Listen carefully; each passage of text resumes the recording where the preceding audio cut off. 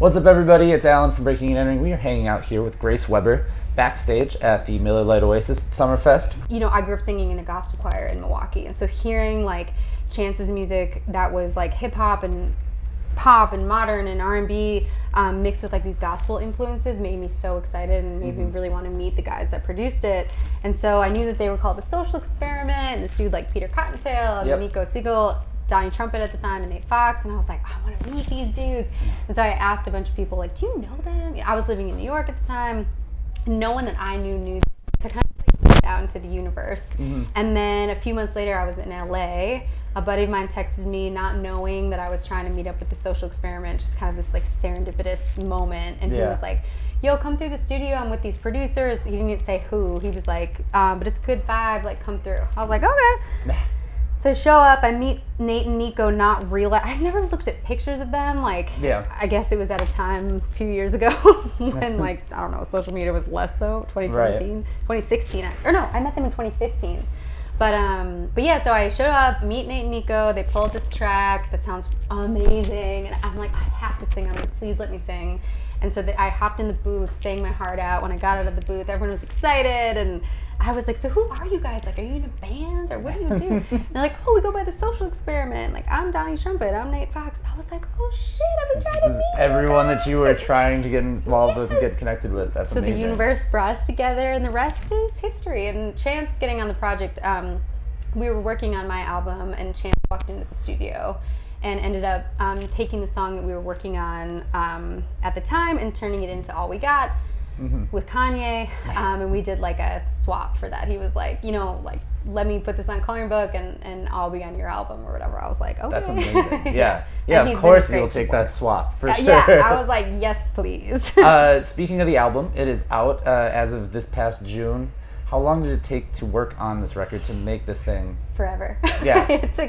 We started it in 2016. Wow. We released the first single, More Than Friends, in 2017. And then it was just a roller coaster. Like, I got signed to Capitol, which was amazing, but it also kind of like slowing everything down because we had to kind of get the deal set, and just like a ton of different things went into actually signing that deal, which I ended up officially signing at the end of 2018, I think. And then we started kind of rolling out stuff in 2019 with the label, and then I released a song with Vic Mensa called Mercy, that didn't really do as well as the label wanted, ended up getting dropped, and that happened at the end of 2019, December of 2019, and that's when I was kind of like, okay, it's time for me to like pick these pieces back up and like get back to my album mode and like get back to my independence, which is like feels more me, and like let's do this. And so I released an EP to kind of like clear the system a little bit,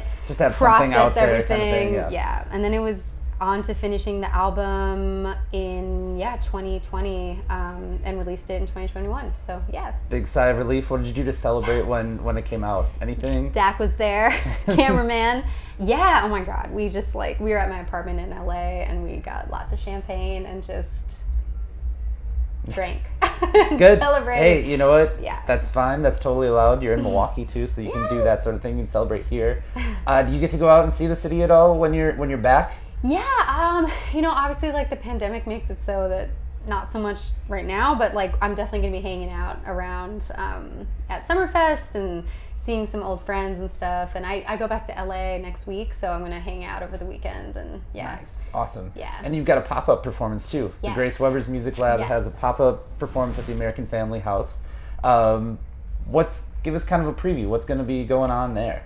So tomorrow we are doing our Grace Weber's Music Lab pop-up, which is, I run a program in Milwaukee called Grace Weber's Music Lab with 88.9 Radio Milwaukee, and it's a nonprofit that supports high school students in the arts. And our main goal with the program is to notice a young person for who they authentically are and celebrate that. So we just really want the young people in Milwaukee to feel seen and be lifted up in their journey and their path on being artists and musicians. So tomorrow we're going to be celebrating 4 young high school artists who are going to be performing. They're going to crush it. We're going to interview them. They're actually, normally how the lab works is we have like a special guest like we had the Social Experiment as a guest, and then Be Free, who's an artist in Milwaukee. She's amazing. She runs the program with me. And she interviews the artist, and then you do a Q&A with the artist, and then the performers perform, and then the artist gives them feedback. The special guest gives them feedback. But this time around, we're going to have the high school students be the special guests, so they're going to get interviewed on stage.